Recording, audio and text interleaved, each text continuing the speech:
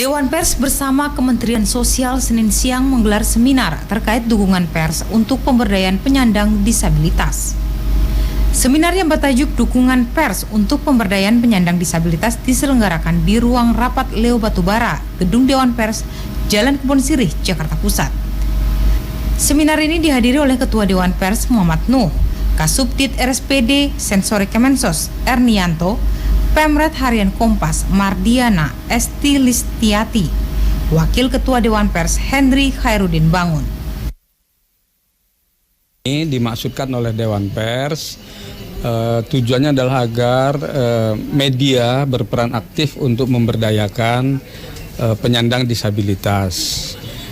Dadakannya apa? Dadakannya adalah dalam survei indeks kemerahan pers di 34 provinsi yang kami lakukan, ini salah satu yang skornya rendah itu adalah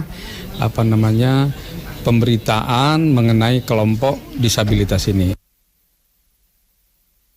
Sementara itu Ketua Dewan Pers Muhammad Nuh mengatakan, angka pemberitaan terhadap penyandang disabilitas saat ini masih terbilang rendah.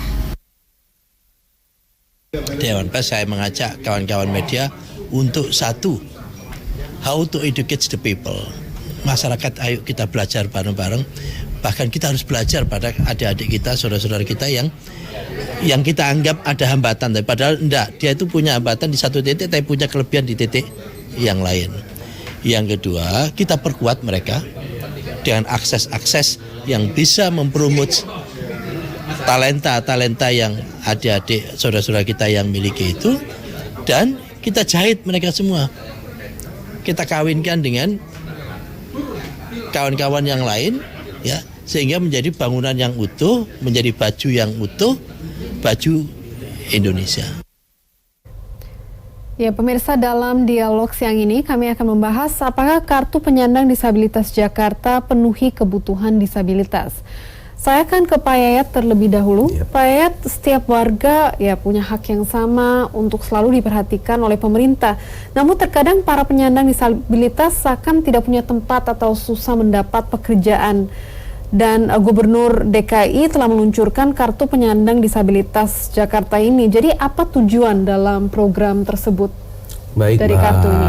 Panda, bahwa Pemerintah Provinsi DKI Jakarta meluncurkan Kartu Penyandang Disabilitas adalah tujuannya untuk para penyandang disabilitas yang ada di DKI Jakarta meningkatkan taraf kehidupannya. Jadi data-data yang ada dari para penyandang disabilitas itu memang kami dapatkan dari basis data terpadu, Pak. Gitu. Oke, bicara soal data, Pak Yayat, ini bagaimana sistem pendataan yang dilakukan oleh Pemprov DKI untuk memilih peserta yang bisa mendapat kartu ini? Selain harus terdaftar dalam basis data terpadu, Kementerian Sosial dan harus memiliki KTP, apakah warga penyandang disabilitas yang tinggal di Jakarta tapi bukan warga Jakarta juga bisa mendapatkan kartu ini? Baik, bahwa untuk sistem pendataan kami pemerintah Provinsi DKI Jakarta, khususnya Dinas Sosial Provinsi DKI Jakarta, mempunyai salah satu UPT Pusdatin Jamsos, di mana UPT Pusdatin Jamsos itu mengelola seluruh basis data yang dari data terpadu. Di samping itu, kami juga punya perangkat di bawah sampai tingkat kelurahan. Jadi sebagai pencacah yaitu antara 3 sampai 5 orang bertempat di kelurahan, yaitu sebagai pencacah mereveri data-data penduduk yang ada di wilayahnya yang masuk ke data terpadu itu. Oke. Saya ke Pak Yogi. Iya, baik. Pak Yogi, apakah kebijakan pemberian kartu ini sudah efektif menurut Pak Yogi bagi penyandang disabilitas? Baik, terima kasih Mbak Anda ya. Iya.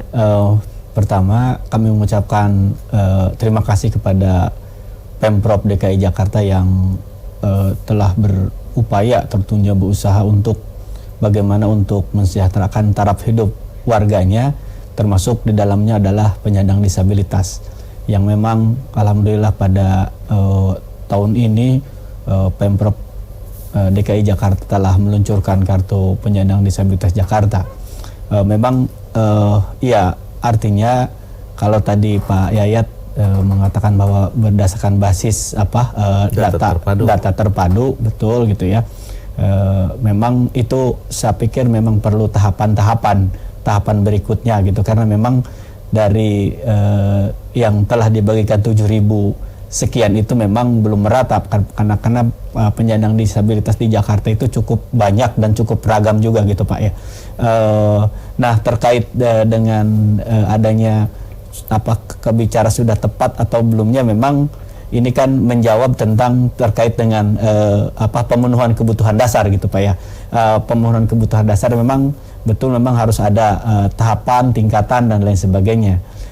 Namun demikian harapan dari penyandang disabilitas setelah adanya pemenuhan kebutuhan dasar, tentunya kalau kita kaitkan dengan Undang-Undang Nomor 8 Tahun 2016 di bab 1 pasal 1 ayat 1 tentang ketentuan umum, artinya penyandang disabilitas itu adalah lebih kesananya adalah daripada right gitu ya. Ini mungkin perlu tahapan-tahapan juga gitu ya.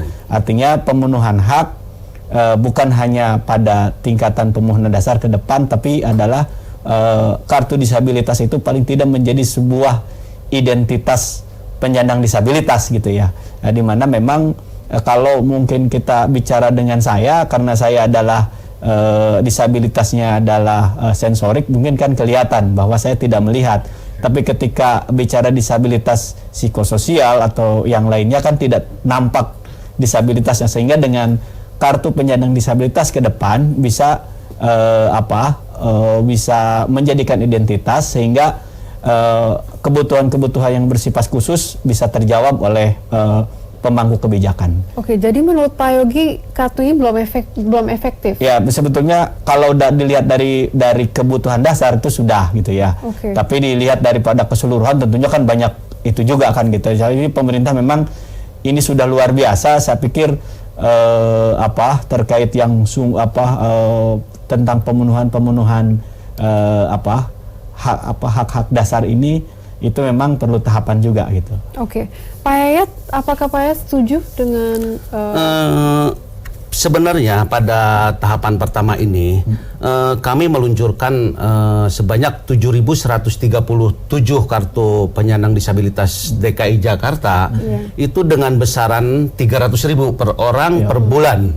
Jadi kalau dianggarkan bahwa tahun 2019 ini kami menganggarkan untuk para penyandang disabilitas Jakarta itu sebesar 25 miliar sekian.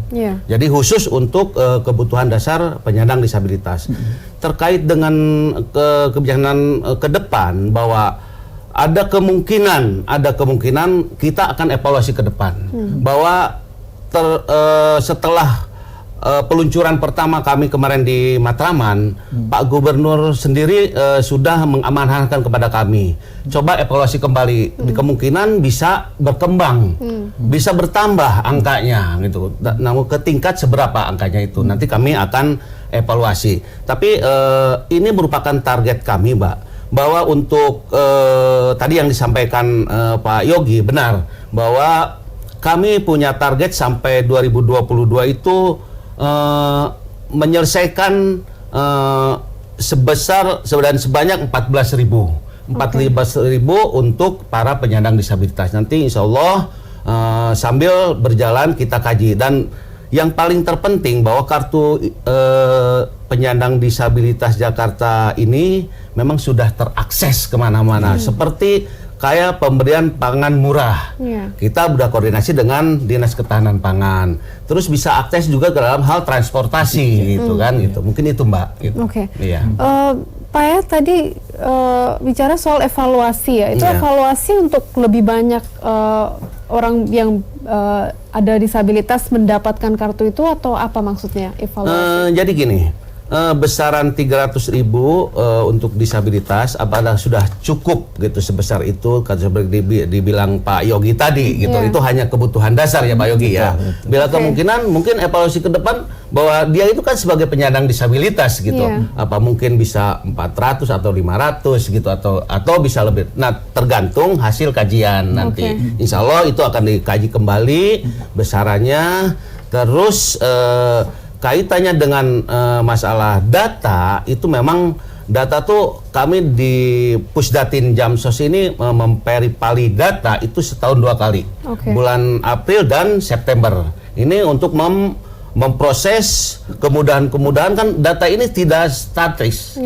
Bisa bahkan sudah meninggal atau pindah alamat gitu, atau memang dia sudah meningkat taraf kehidupannya, Mbak, gitu itu.